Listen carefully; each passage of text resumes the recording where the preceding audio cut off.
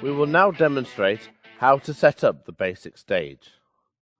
The basic stage comprises 2 stands, a crossbar and a curtain. Cam will demonstrate how the stand is put up. Open the legs, making sure that the middle part is off the ground and the legs are sufficiently splayed to give the stability required.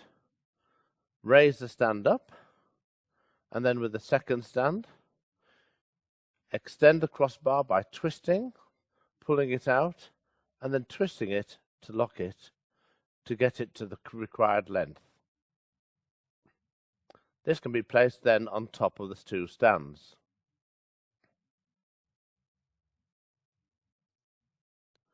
With the puppeteer kneeling or standing under the crossbar, set the height to the required level. Check it with the puppeteer in the middle, making sure that the crossbar is absolutely horizontal. Thread the curtain onto the crossbar and then place this on top of the stands.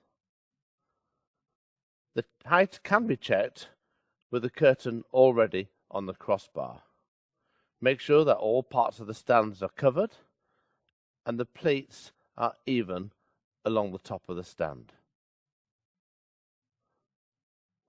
This basic stage with the curtain will all fit into the basic stage bag.